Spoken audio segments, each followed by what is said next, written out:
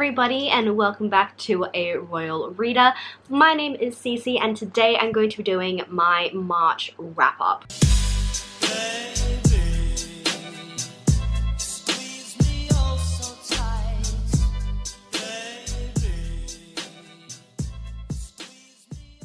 So March was actually quite a good reading month for me, which was very surprising. I managed to read 8 books, which I think, since I've started BookTube, is probably the most amount of books that I have read in a month, so I am very pleased with myself. I mentioned in my TBR video for March that I was going to be participating in the Bookathon that Becca was hosting, the 48-hour version, and unfortunately I couldn't participate. I ended up having some exams and assessments due, and it was just not a good time, so unfortunately I couldn't participate, which I am very upset about, but hopefully the next time she does one I will be able to actually participate. So I am going to be going into the stats for the month, which is something that I'm going to be introducing for the rest of the year. I always enjoy watching people talk about their stats and like how many pages and stuff like that. So let's just get into it. The rating system that I use is created by G from Book Roast. It is called Core Pile, and it essentially is just a rating system that is cut down into different categories that you put numbers into, and then it gives you a rating overall. I will leave her introduction explanation video down below in the description box, so if you would like to go and have a look, please check that out. And so for the month of March, I read 8 books in total. The pages that I read for this month was insane. So I read 2,912 pages. That is crazy. I cannot believe it. Holy crap. So I ended up reading 7 fantasies. I read 1 paranormal, 1 adventure, and 1 classic, I guess you could say.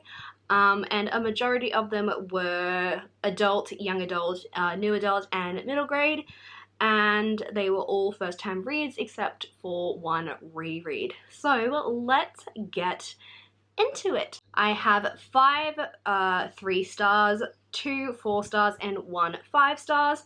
So let's get into the books.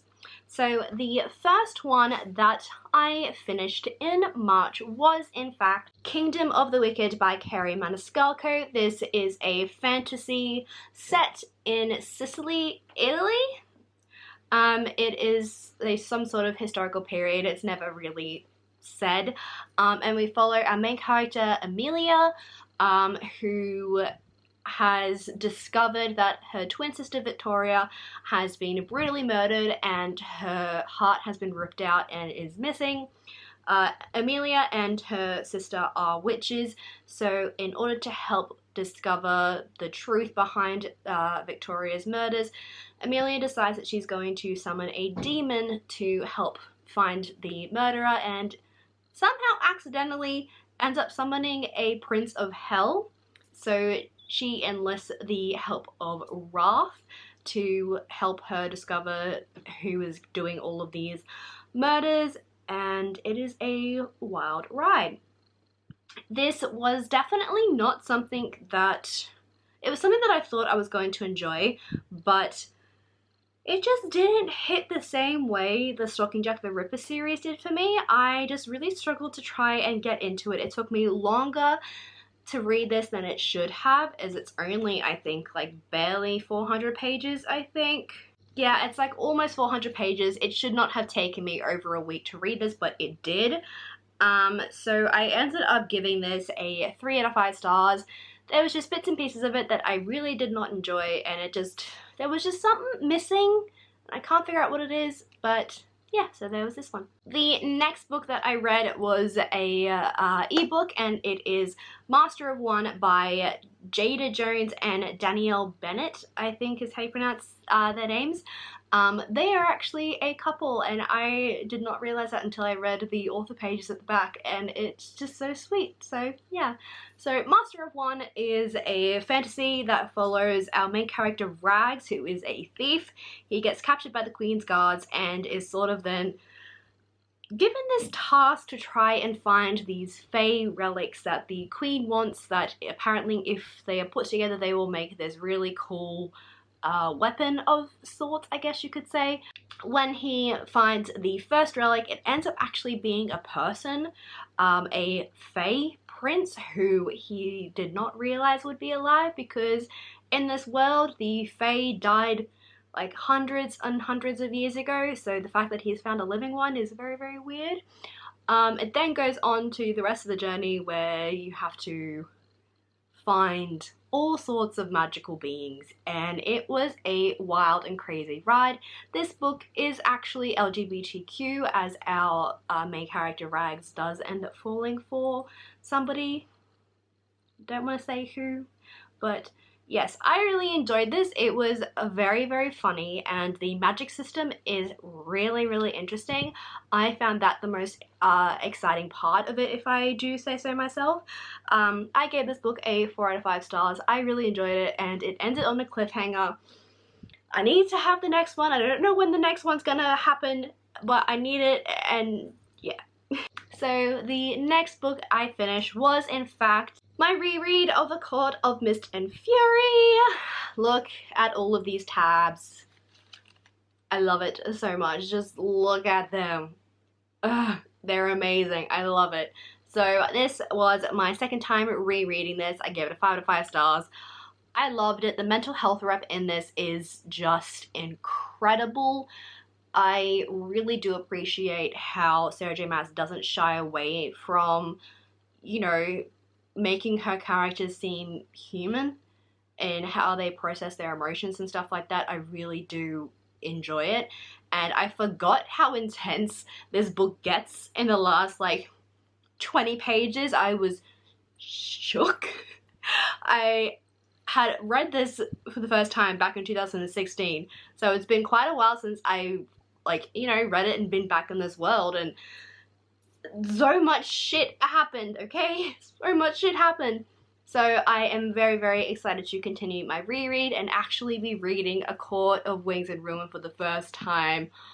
I am not prepared, but that's okay. So the next book that I read was City of Ghosts by Victoria Schwab. This is her middle grade series that follows our main character Cassidy Blake, who had a near-death experience, and then somehow a ghost managed to save her, and she then brought the ghost back to like the living land. No one else can see him, but she can, and she can also see ghosts as well. So in this, we follow her and her family as they head to Edinburgh to film like this sort of most haunted places in the world type of TV series, because her parents are sort of not Ghostbusters, but they're sort of like, you know, they're like the BuzzFeed Unsolved people. So she's there and she discovers that there is a lot of ghost stuff happening, and it's just a crazy time. I didn't really enjoy this. I felt the writing was something that I wasn't vibing with, if I can say that. Like, she felt young and older at the same time. I think she's meant to be like 12, and it was reading more like a young adult, and I didn't really enjoy that, so I only gave this a 3 out of 5 stars. It was still intriguing. I did like the atmosphere. That was definitely the best part of this book, and it also makes me want to go and visit Edinburgh. So the next couple of books I read were actually on my Kindle. They were just random books that I decided to pick up because I had nothing else to read, because I didn't give myself enough roles for the TBR game. So I decided to pick up Realm of Nights by Jennifer Ann Davis. It's not a fantasy by any means. It's definitely more like an adventure story, but it sort of reads like a fantasy, if that makes sense. There's just no magic involved. So in this, we follow our main character, whose name I have forgotten. Reed? No, that's not her name. It might be Reed. Gosh damn it. But anyway, she is the youngest daughter of Duke something or other, and he has had only daughters, so he can't give them the land once he sort of, you know, retires from being the Duke. So he decides to make Reed live as a boy for most of her life. I've just realized I have not done my eyebrows. God damn it, I am a mess today, Jesus. Anyway, so Reed has spent most of her life pretending to be a boy to the public eye. Not even the servants know that she is actually a girl, until one day the princes of the realm arrive at the house and say that they need to borrow the Duke's men for a army situation that's going on, and somehow one of the princes was watching Reed practice her sword fighting and figures out that she's actually a girl, so they decide to bring her along for a secret mission, and it's just interesting. I definitely was intrigued by the premises of the book. Don't know if I will be continuing the series or not, because like it was okay. The writing was okay, it was still very simple. The world was definitely the most interesting part of it. The characters were okay. I think it's definitely one of those things where it's going to be like, these are the good people that you think are the good people, and then it turns out that the people who were, you know, cast as the bad people are actually the good people. It's interesting. I still don't know, because I only gave it a 3 out of 5 stars because I wasn't like that invested.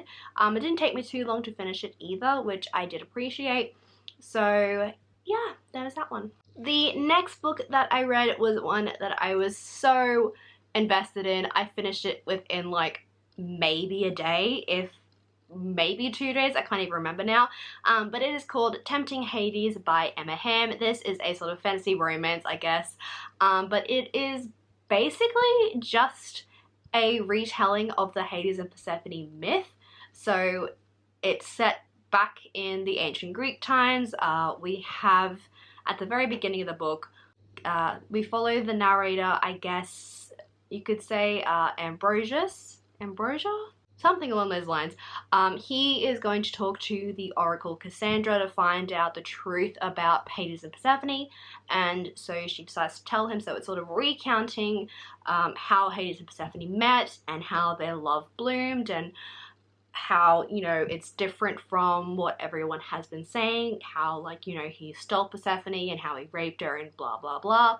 This is definitely just a sort of retelling of that original myth.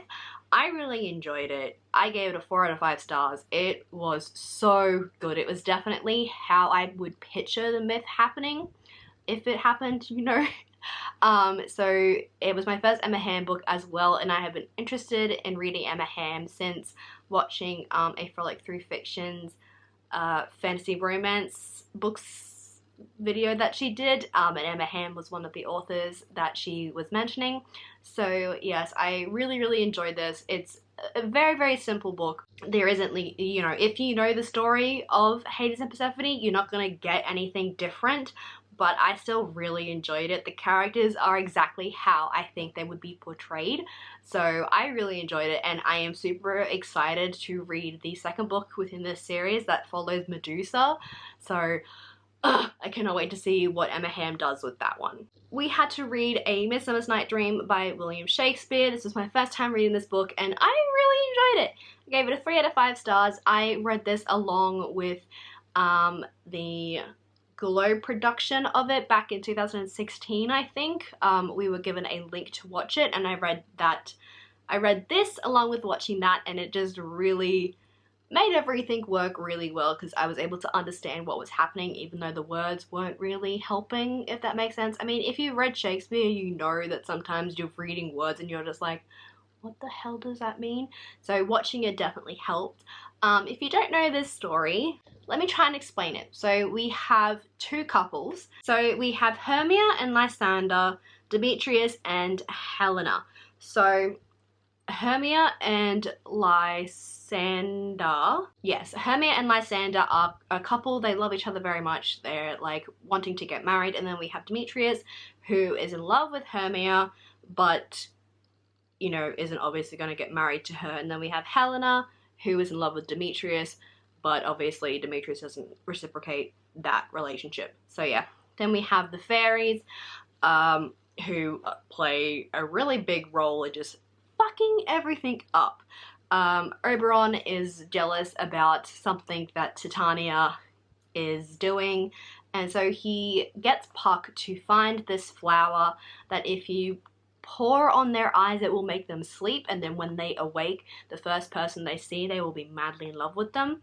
So he makes Puck do that to Titania, as well as one of the couples, which then causes a really big problem with the couples that are already in love, that they're not in love anymore, and it's just a whole big mess, and it's hilarious. So yes, I definitely think you should probably watch a production of this while reading the book because it will help you understand it better. That's just my personal opinion, but I really enjoyed it and it makes me excited to continue reading some more Shakespeare, so yeah. And the last book that I finished, I actually had you guys over on Twitter and Instagram pick for me, and that was The Gilded Wolves by Roshani Chokshi. This is not fantasy.